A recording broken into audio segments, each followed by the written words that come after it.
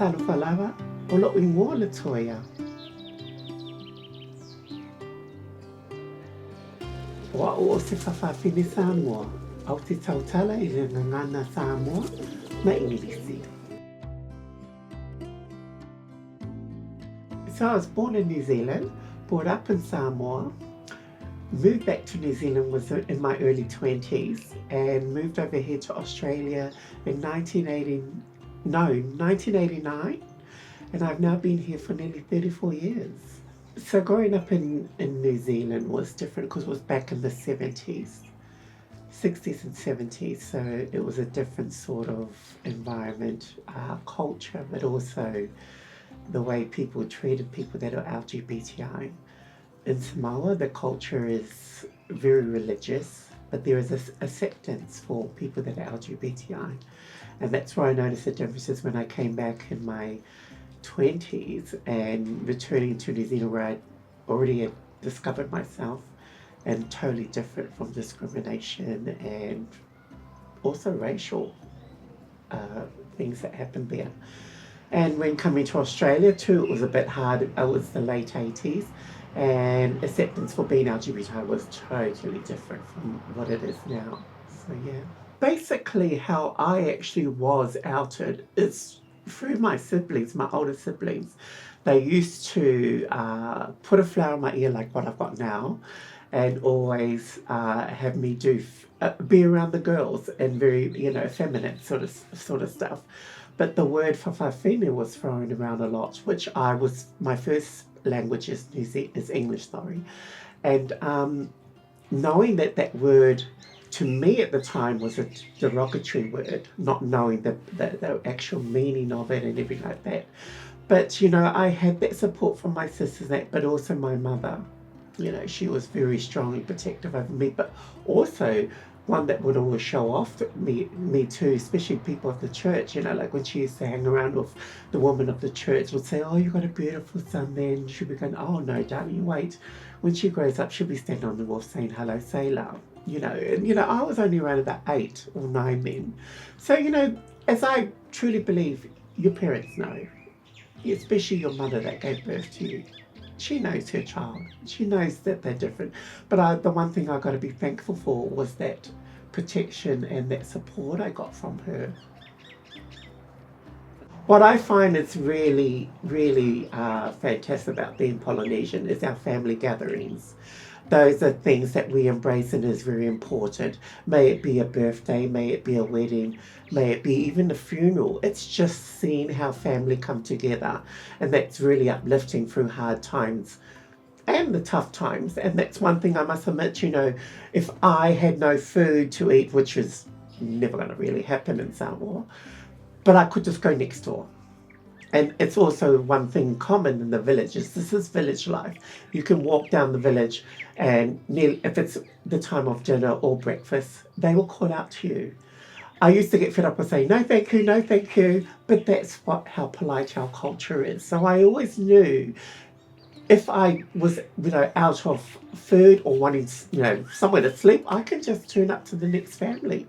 And I did that one time when I had a fallout with my mother, men who just were always divas to each other. And I took off and I just went to the next family in the village, and I said, hey, I'm coming here to crash for a few nights. And the hints will always be, you've got to go back to your mum. You've got to go back to your mum. But I was just torturing my mother because I knew that she'll be missing me. Okay, when it comes to mental health is not really talked about. It's frowned upon because I don't think it's a topic that they really understand. When someone says they're depressed, I don't even think they even know what that is. The good thing is that slowly our culture is, adapting to these terms of mental health and LGBTI plus, other health issues that surround, but we still have a long way to go. Mental health is a big thing in Samoa. There is a high rate of suicide, but it's not really talked about. It's like you've always got to put this front up that I am perfect, I am strong, and those sort of topics are pushed to the side, and it's really hush hush. I dealt with racism from all different corners. And the first one is actually living in New Zealand. So my background is Samoan and German. My father's from Germany and my mother's from Samoa. So back in the 70s, I was really badly teased about my German side. With horrible things like Hi Hitler and all that sort of stuff. And then when I went to Samoa, I was called a white person because I wasn't too brown skinned and I wasn't white enough, so I was called a afakasi, or they even called me palangi, which means white person in Samoa. So I never really fitted into either box. And then you throw transgender on top of that. Where do you stand? So when I was living in New Zealand, especially when I went back, I was called coconut. Or the most derogatory term was called bunga in those days, which I really didn't like, and telling me to go back home, back to the islands. And then coming here to Australia and then being called black, that's another term. I remember someone saying to me, yeah, you're nothing but a black sea. And I'm like, wow, how harsh, but that thing I could live with. What I could not, stand a lot was the gender side, which, I came through the times, even my brothers and sisters before me that were trans, they came through a harder time, but I was still through that rough time where 1989, I came from New Zealand to Australia. And in New Zealand, to go on hormones there, you were judged by your parents. So I had to go through the black market to get my hormone treatment, and that was what I mean by black market. It was some of the girls that the doctors approved to have hormone treatment, they would sell it to us and we took those tablets. When I came here, I thought, well, I'd been on them for a while, I'll be okay. And coming straight to the area of St Kilda, where I thought was more trans visibility and also LGBTI friendly, the first GP I walked to, and he didn't realize that I was trans. And when I went and I asked him for some estrogen, and he was going, what do you need that for? And then I explained my situation, and he asked me to leave. And the only place I found a GP later down the track was getting to, befriend some girls here, and they, pointed me in the right direction. But yeah, it was really hard. And I also found being judged a lot. At the time, people thought that, there was something wrong with me. I was a monster. I was not supposed to be part of society. So it was really hard, but I must admit, I'm glad I survived through that rough time, and happy to say I'm still here and being me. So back in 2011, I was seeing a caseworker, and she suggested that I see a psychologist or a counsellor, and I said, sweetheart, I'm not cuckoo. And the reason why I said that is just because of that, going back to Samoan mental health, we don't talk about things, we keep things hushed or put under the pillow. And also within my trans community that I was around at the time, if someone was not 100% looking positive and strong, there was something wrong with them. Even if they would say like, oh, I'm really emotional today, but it'd be like, what for? What's going on? Are you okay? Not the okay part, but it's just like, So I denied it. I refused to take it. I still worked with my caseworker. And then finally, one day I just said to her, okay, I'm ready to go see one. And I think that's the best thing I ever did, because I don't believe I'd be here if it wasn't for that person where I was talking to and wasn't giving me what I just want to hear, or would tell me straight up how things should be, with the way I'm thinking. And that's one thing. I still see her to this day, and that is now 13 years later. I'm not ashamed to say it anymore. Before I would have been totally ashamed to even say, oh, I'm talking to what they call a shrink. So what makes me good when it comes to mental health is that I actually have two families.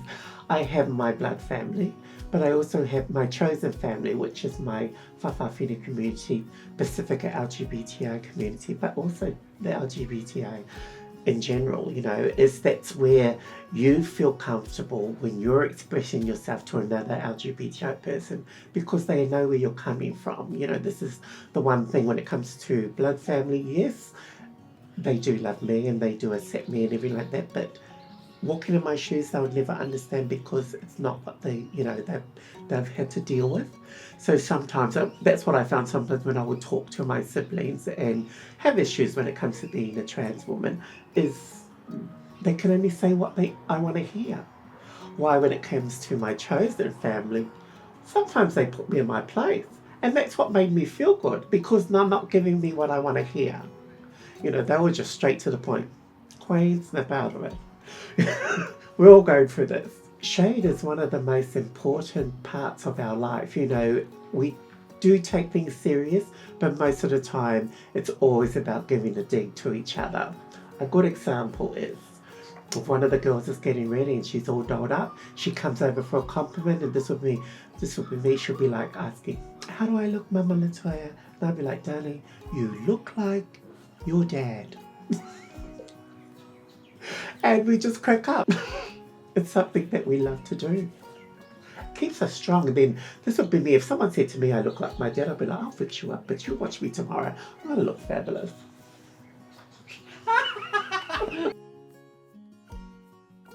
My mental health now is really in the right place that I want it to be. I'm very happy with myself, and that's one thing I always want everyone else, if they go through struggles and that, love yourself, because in the end it's only you that's going to love yourself. Everyone will say they love you, but the thing is that if you can love yourself and be proud of yourself, no matter what journey or path you choose, you will always be in a happy space. But when it comes to mental health, I always say if I do have a rough time with that, just pick up the phone and make an appointment and talk to someone, because that is going to help you in a long way. Tala falava o lo ingo Latoya o so tala pu lea.